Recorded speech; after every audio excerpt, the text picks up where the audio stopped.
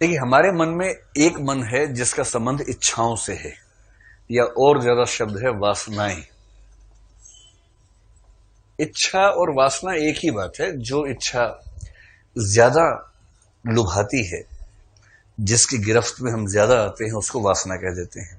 तो इच्छाएं, वासनाएं, आकांक्षाएं, अंग्रेजी में एक शब्द है डिजायर्स, कि हमारा मन करता है कि हम ये भी कर लें, हम वो भी कर लें। जो लालच मन में होता है उस सबको इसमें शामिल कर लीजिए। तो हम सबके मन में एक हिस्सा है जो हमें ललचाता है, जो कहता है कि ये भी कंज्यूम कर लो, वो भी कंज्यूम कर लो। इस हिस्से को बोलते हैं इड। ठीक। तो ये बताएं कि इड जो है वो पैदा होते ही पहले से होता है, या समय के साथ विकसित होता है? समय के साथ होता है। यानी जो बच्चा पैदा हुआ उसी इच्छाएं नहीं होती उसके अंदर, उसके अंदर इच्छाएं नहीं होती। जो बच्चा पैदा हो गया है ना, अगर 2 4 5 10 दिन का है, मतलब फाइनल हो गया कि अब जिएगा, आप एक बार उसको गोदी में उठा लीजिए और एक बार झूला देकर सुला दीजिए उसको। उसके बाद आप हिम्मत करके दिखा दीजिए कि बिना झूले के सो जाए वो एक बार। बच्चे दिखने में बड़े अच्छे लगते हैं, भगवान जैसे होते, शैतान एक नंबर के। उनको आप भगवान मत समझिएगा, उनसे बड़ा शैतान दुनिया में कोई नहीं होता है। इतना लालची, इतना स्वार्थी, इतना जिद्दी इंसान और कोई नहीं है जितना कि बच्चे होते हैं। अब जब कोई बच्चा परिवार में पहली बार होता है ना, तो दादा दादी अपना ज्ञान देते कि बेटा झूले मत देना इसको। लेकिन माँ और बाप पहली बार उस प्रोसेस में, क्यों नहीं देंगे झूले, दुनिया भर के बच्चे झूले झूल रहे हैं, हमारा बच्चा नहीं झूलेगा झूले। तो बाप ऐसे ऐसे करता है उसको, सो जा ऐसे करता है। तो बच्चा समझ जाता है कि चलो सही पीस मिल गया मुझे। और उसके बाद वो सोएगा ही नहीं जब तक झूला नहीं मिलेगा उसको। रोएगा दहाड़ दहाड़ के। अब सब परेशान है, क्यों भाई, पेट में दर्द है, क्या दर्द है, कुछ नहीं है, जैसी ऐसे किया चुप। अब बाप का यही हो जाता है। और ऐसी हालत है कि बाप ऑफिस जा रहा है तब भी ऐसे ऐसे करता रहता है बेचारा। क्या करे, क्योंकि बच्चा लालची है, उसने लालच में ऐसा कर दिया। जहां आपने उसकी एक इच्छा को दबाया, वो तबाह कर देगा आपको, रो रो के। उसको पता है कि रोना कहाँ है, गेट के बाहर जाके रोएगा, ताकि पड़ोसियों को पता लग जाए कि मेरे घर में मेरा शोषण हो रहा है, डोमेस्टिक वायलेंस चल रहा है। तो वो इतना चिल्ला चिल्ला के गला फाड़ के रोएगा कि आप अपनी इमेज बनाए रखने के लिए उसकी बात को मान लेंगे। अच्छा आओ, ले लो ले लो ले लो। बहुत शातिर होते हैं बच्चे, आप उनको हल्के मत लीजिए। तो जो मैं कहना चाह रहा हूँ कि बच्चों की इच्छाएं जन्म के समय से होती हैं, बाद में आती हैं? पहले से, हमेशा से प्राकृतिक है।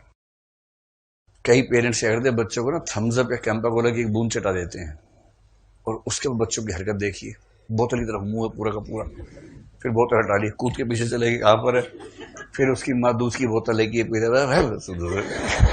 क्या बकवास पिला रही है। काम की चीज आई थी बीच में, 2 बूंद की, 2 बूंद जिंदगी की आई थी बीच में, वो चली गई हाथ से। और फिर वो जब तक नहीं पी लेगा उसको मानेगा नहीं। तो लालच पैदाइशी होता है, हम बचपन से ही घोर लालची किस्म के लोग हैं, हम भी हैं, बाकी लोग भी हैं। अब ये बताएं कि ये जो इच्छाएं हैं, इच्छाएं केवल समय के साथ चेंज होती रहती हैं, बस, और कुछ नहीं होता है। मतलब आप हर उम्र में किसी ना किसी के लिए जान दे रहे होते हैं, और 10 साल बाद समझ में आता है कि उसके लिए क्यों दे रहे थे। मैच्योरिटी का इतना ही मतलब है बस। तो 3 4 साल की उम्र में खिलौने के लिए जान दे रहे थे, 13 14 की उम्र में दोस्तों के लिए, 23 24 की उम्र में उसके लिए। इतना ही अंतर है। और हर 10 साल बाद समझ में आता है कि पागल था मैं, क्या किसके लिए जान दे रहा था या दे रही थी, उस घोंचू के लिए जान दीजिए, पागल, क्या मतलब था। इसको बोलते हैं उस स्थिति से बाहर निकल जाना, मैच्योर हो जाना। ठीक है। तो इच्छाएं समय के साथ चेंज होती है, खत्म नहीं होती। अंत में बूढ़ी काकी बन के सारी इच्छाएं जीभ पे केंद्रित हो जाती है। जीभ लप लपा रही है कि मरने से पहले क्या क्या खा लूं, हर चीज खाने पीने का मन करने लगा है। तो हम लोग इच्छाओं के बंडल हैं, बंडल ऑफ डिजायर्स हैं। तो ये हमारा इड वाला हिस्सा है। ये सिर्फ मनुष्य में होता है या पशुओं में भी होता है? तो मनुष्य में भी होता है और पशुओं में भी होता है, पशु पक्षी किसी में भी। आप किसी पशु पक्षी को लालच देंगे तो वो आपके लिए मुरीद हो जाएगा। आपकी गली मोहल्ले में कोई कुत्ता हो, गाय हो, जो मतलब थोड़ा खूंखार भी मान लीजिए कोई कुत्ता है, कुछ मत कीजिए, आप एक रोटी लेते हुए चुटकी बजाते हुए जाइए उसके पास, एक रोटी खिला दीजिए उसको, रोटी थोड़ा टेस्टी, उसमें थोड़ा सा नमक वमक लगा, घी लगा के खिलाइए उसको। अगली बार से आप गली के मोड़ पे आएंगे, उसकी पूंछ यूं हिलने लग जाएगी ऐसे आपको देख के। और पूंछ हिलने का मतलब है कि उसका मूड ठीक है, इस समय बहुत खुश फील कर रहा है आपको देख के, और इसका मतलब आप खतरे में नहीं है। बाकी दुनिया खतरे में है तो है, लेकिन आपके लिए वो जान लगा देगा, सबको काट लेगा आपके लिए, लेकिन आपको कुछ नहीं करेगा, क्योंकि लालच है ना। और जिस दिन आपने एक मिठाई खिला दी, उसके बाद तो घर के नीचे आके बैठ जाएगा। तो सबके अंदर ईड होती है, ठीक। तो पशुओं का क्या होता है कि उनका ईड ही सब कुछ है, उसी से अपना काम चला लेते हैं। मनुष्य दुनिया का अकेला प्राणी है जिसके पास एक तीसरी चीज होती है। आप सोचेंगे दूसरी तो आई नहीं बीच में, उसकी खास वजह है, तीसरी के बाद दूसरी पर जाएंगे। सुपर ईगो का मतलब है नैतिक मन। कभी ऐसा आपके साथ होता है कि कुछ करने का मन कर रहा है और मन के अंदर से कोई कह रहा है कि नहीं ये ठीक नहीं है, ऐसा मत करो, गलत बात है? ऐसा कभी हुआ आपके साथ? अक्सर होता होगा, है ना। और इस उम्र में ये सबसे ज्यादा होता है, क्योंकि इस उम्र में डिजायर सबसे ज्यादा होती हैं, और इस उम्र में उन डिजायर्स को रोकने वाला मन भी उतना ही हावी हो जाता है। बचपन के संस्कार भी हावी रहते हैं। तो सुपर ईगो का संबंध बेसिकली जो आपके संस्कार है ना, जो पेरेंट्स ने पट्टी पढ़ाई है बचपन से ही, और स्कूल के टीचर्स ने पढ़ाई है, उन सब से है। नैतिक मूल्य वगैरह वो सारे इसमें आते हैं। अब ये डिपेंड करता है किसी बच्चे को कितने नैतिक मूल्य मिले, कितने संस्कार मिले, कैसा परिवेश मिला, कैसा परिवार, कैसा स्कूल, कैसा कॉलेज, उस सबसे तय होता है। सबकी डिग्री ऑफ सुपर ईगो अलग अलग होती है, सबकी डिग्री ऑफ इड भी अलग अलग होती है, क्योंकि हर व्यक्ति की मूल प्रकृति एक जैसी नहीं होती। कुछ लोग वासनाओं के पुतले होते हैं, कुछ को वासनाएं उतना परेशान नहीं करती हैं, वो उनका नेचुरल बायोलॉजिकल डिफरेंसेस भी होते हैं, ठीक है। तो मनुष्य के अंदर दो मन है, एक है जो इच्छाएं पैदा करता है, दूसरा है जो इच्छाओं को कंट्रोल करता है और समझाता है कि नहीं ये मत करो, ये अच्छा नहीं है, ये नैतिक नहीं है, समाज के सब ठीक नहीं है। पापा ने क्या कह के भेजा दिल्ली में, मम्मी ने क्या कहा था कि बेटा बहू मत लेके आना, कहा था ना मम्मी ने। तो ये वाला मन जो है ना, इसको बोलते हैं सुपर ईगो, जो आपको इच्छाओं के रास्ते पर अंधे तरीके से बढ़ने से रोकता है। अब आदमी बेचारा क्या करे? आमतौर पर जीवन में ऐसी स्थितियां बनती हैं कि एक तरफ से इड जोर लगा रहा है, एक तरफ से सुपर ईगो जोर लगा रहा है, गुत्थम गुत्था है आपस में। ऐसा व्यक्ति हाईली कंफ्यूज होता है, इतना कंफ्यूज कि समझ नहीं पा रहा क्या करूं। जैसे आप लोग जिस दौर में अभी, मतलब आप या आपके फ्रेंड जिस दौर से गुजर रहे होंगे ना, उसमें जो BF-GF का दौर होता है, उसकी बात कर रहा हूं। कई लोग बड़े कंफ्यूज रहते हैं कि यार उसकी तरफ से प्रस्ताव है, सब ठीक भी लग रहा है, लेकिन पापा को प्रॉमिस किया था, तो मना कर देते। फोन किया, देखो मुझे परेशान मत करो, मैं नहीं हाँ बोल सकता हूं, तुम अपना बैच चेंज करवा लो। तुम नहीं करवाओगी तो मैं करवा लेता हूँ। वो कह रही है बैच क्यों चेंज करवा लूँ? नहीं तो नहीं, क्या दिक्कत है, पढ़ाई करो। नहीं, मैं उस बैच में आता हूँ तो मैं देखता हूँ तो फिर मैं बहक जाता हूँ, मेरा पढ़ने का मन नहीं करता, फिर मैं बैच ही चेंज करवा लेता हूँ।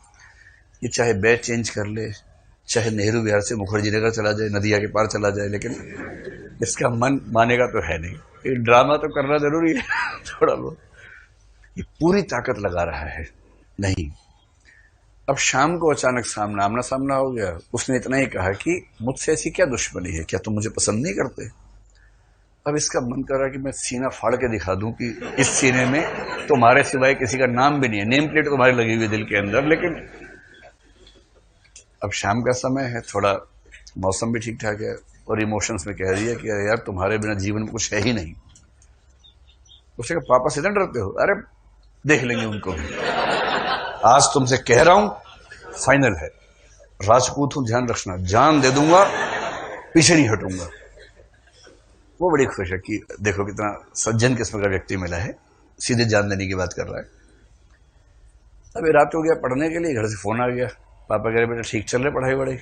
हाँ पापा ठीक चल रहा है, और बाकी सब ठीक चल रहा है। इसने कुछ कहा नहीं। पापा ने कहा बेटा ध्यान रखना, मुझे बीमारी फेफड़े की भी है, लीवर की भी है, और डॉक्टर ने कहा है कि मैक्सिमम 2 साल मेरे हाथ में है। और तुम्हारी माँ को डिप्रेशन है ही। तुम्हारा रिजल्ट अगर आ गया तो ठीक है, नहीं आया तो हम झेल लेंगे, पर कुछ और नहीं झेल पाएंगे इसके अलावा। एक साथ 2 लाशें उठेंगी घर से,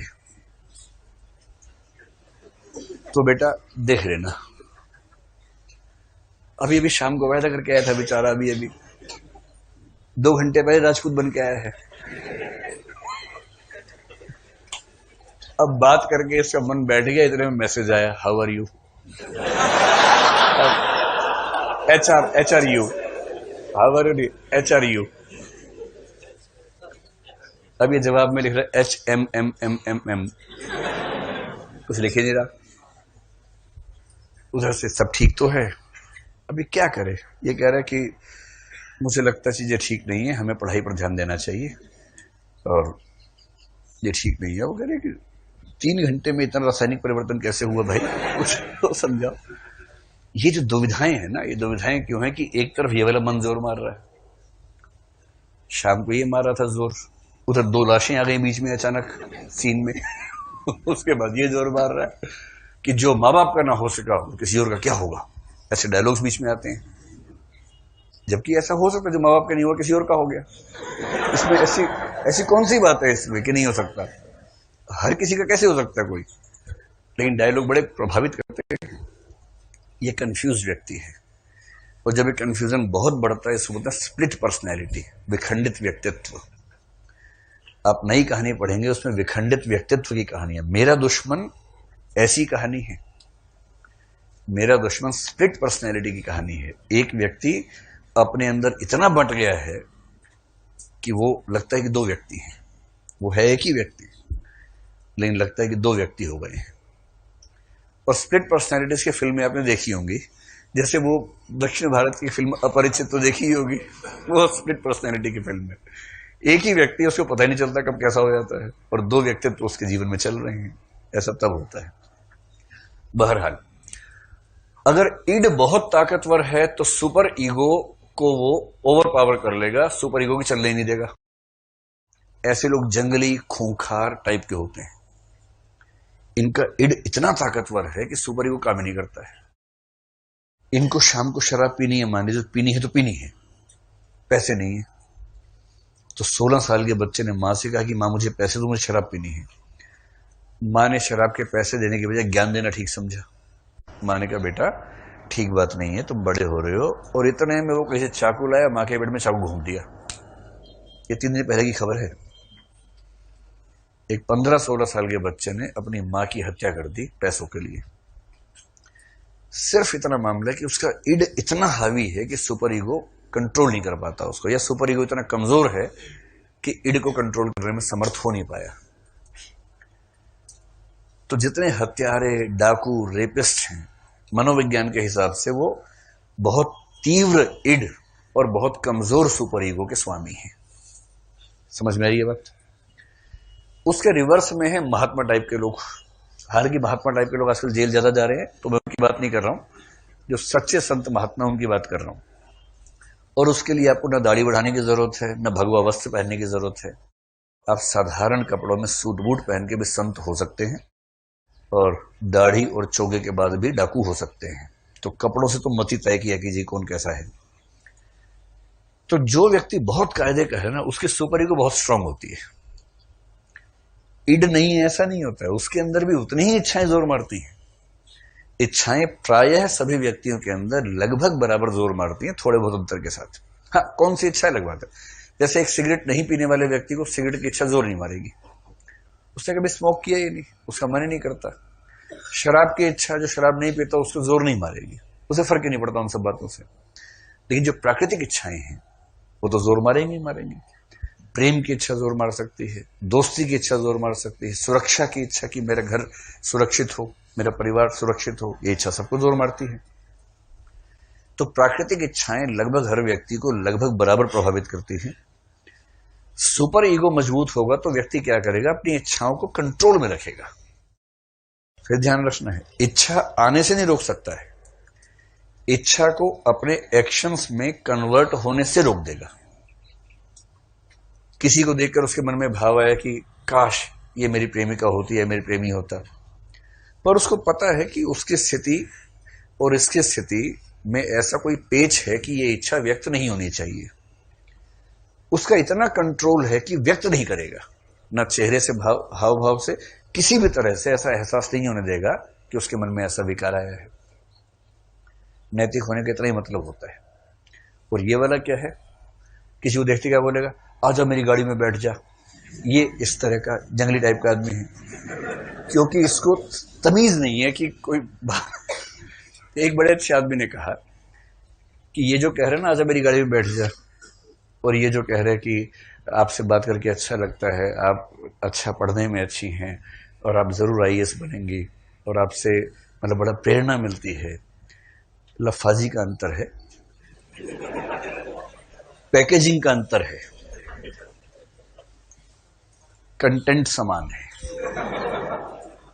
अब भाव समझ रहे हैं, कंटेंट समान है। कंटेंट का मतलब दोनों के मन के भाव, दोनों की इच्छाएं, दोनों की मूल प्रेरणाएं समान है। उस दुष्ट को अंदाजा नहीं है कि कैसे बात रखी जाती है, वो सीधा मुंह फट है, सीधे बोल देता है। इसको पता है कि बदतमीजी नहीं करनी है, बहुत तमीज के साथ कायदे से इंसान की तरह बिहेव करना है, और इस बिहेवियर की वजह से सामने वाला व्यक्ति शायद उससे प्रभावित हो जाए, इस बात की संभावना ज्यादा है। तो अलग अलग व्यक्तियों के अंदर इड और सुपर ईगो जिस बिंदु पर मैच करता है, इक्विलिब्रियम जिसको बोलते हैं। इक्विलिब्रियम के लिए हिंदी शब्द क्या होता है एग्जैक्ट? साम्य बिंदु। हाँ, साम्य बिंदु। उस साम्य साम्यावस्था, हाँ वो भी ठीक है, साम्य बिंदु ज्यादा अच्छा लग रहा है। तो इक्विलिब्रियम एक पॉइंट होता है ना, दरअसल इक्विलिब्रियम पॉइंट को आप कह सकते हैं ईगो। ईगो का मतलब मन में इच्छा आई जोर से, सुपर ईगो ने दबाई, थोड़ी इच्छा हुई है, और जिस बिंदु पर समझौता हो गया वो चीज हमारे एक्शन में सामने आ जाती है, और जो हमारा व्यक्तित्व बाहर दिखता है लोगों को, उसको ईगो कहते हैं। ईगो, अहम। बात स्पष्ट हुई? जब आप कुछ कहते हैं तो दरअसल आपके मन में ठीक वही होता है, या मन में गहरे संघर्ष के बाद कुछ निकलता है? गहरे संघर्ष के बाद। और संघर्ष किस किस के बीच में था ये सामने वाले को नहीं पता है, उसको सिर्फ इतना पता है कि आपने कहा क्या, और जो आपने कहा, जो आपने किया, उसको बोलते हैं ईगो। इनका हिंदी नाम क्या है? इड को कुछ लोग बोलते हैं इदम। साहित्य में कहीं कहीं इदम अगर शब्द आए तो देख लीजिएगा। ईगो को बोलते हैं अहम, और सुपर ईगो को कुछ लोग बोलते हैं परम अहम। इच्छा से मत लिखिएगा इन सब बातों को, हिंदी के नामों को, उसमें ईडी सुपर ईगो लिखिए, पर हिंदी साहित्य में कहीं कहीं ये शब्द प्रचलित हैं, तो आए तो आप ध्यान रखिएगा। तो अब मैं अगर आपसे एक वाक्य में कहूं कि मनुष्य का पाशविक मन इड कहलाता है, मनुष्य का नैतिक मन सुपर ईगो कहलाता है। इन दोनों मनों की क्रिया प्रतिक्रिया, द्वंद्व, संघर्ष के माध्यम से जैसा एक बैलेंस बनता है, जो बाहर दिखता है समाज को, उसको उसका ईगो कहते हैं।